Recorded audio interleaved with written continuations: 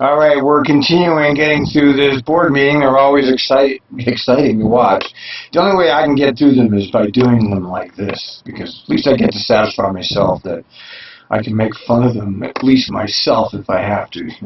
Nobody else is going to do it, so I guess I'm elected. All right. Oh, we left off with Bernie Bottomley.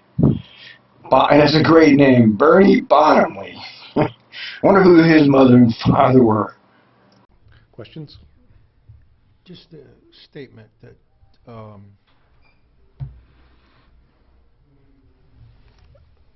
I'm representing some other clients down there. I don't represent Trimet down there, but everybody knows, because I've been there for years, that I'm on the board of Trimet. So one of the things I do have been doing is give an education about the low-income fare and about the court system, and everybody says, good, it's a good idea. So I think, knock on wood.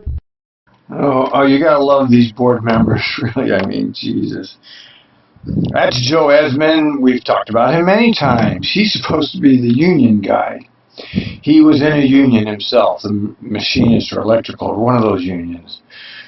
And he has never once spoken for union members of Trimet. That mattered. I mean, he never defended any cutbacks to any of us.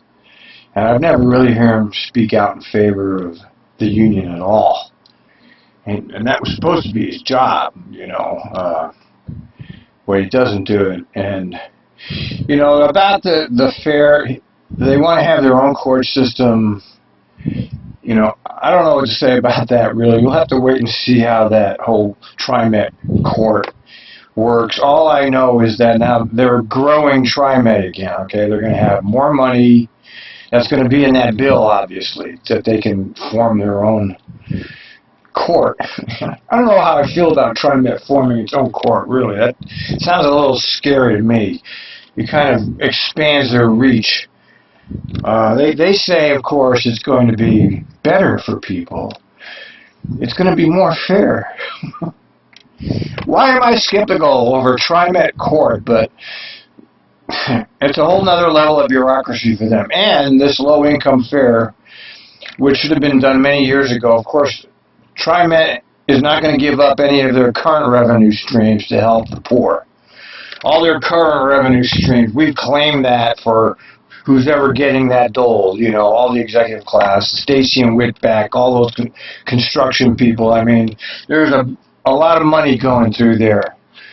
Okay, and that money is called for. They've already committed that to whatever project. They're not going to give that money to the poor. Why should they? So in this new bill is some kind of a low income. So that's another Trimet bureau. So that's two expanded Trimet bureaucracies. See, now that's what Trimet does.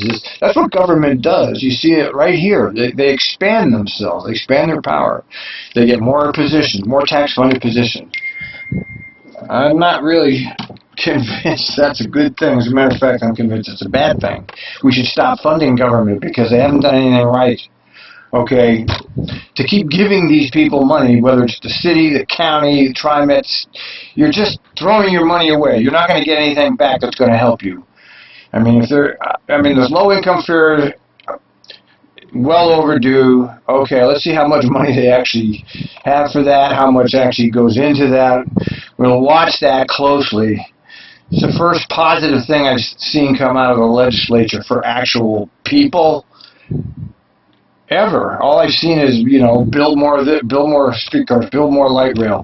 This is the first actual thing I've seen where they're actually talking about helping some actual people that are riding the system.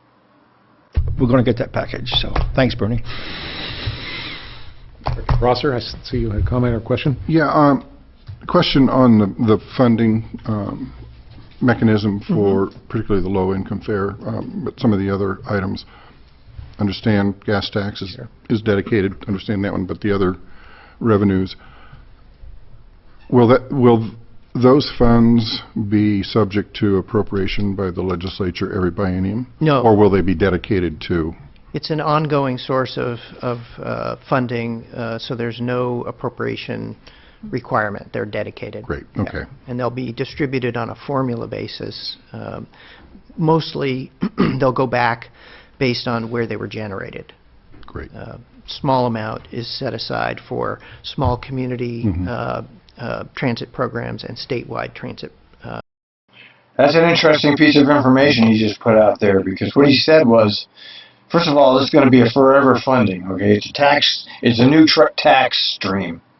Okay, so they just created a whole new revenue stream for themselves. They never asked anybody about it. I mean, they said it's all nice. Here's your low-income fare. That's like the sop to the fucking huddled masses. Here's your sop, huddled masses. We'll give you a low-income fare. And then all the rest of it's unknown, okay? Although we do know now that all the money that's generated from this tax from Portland is going to end up in TriMet's hands.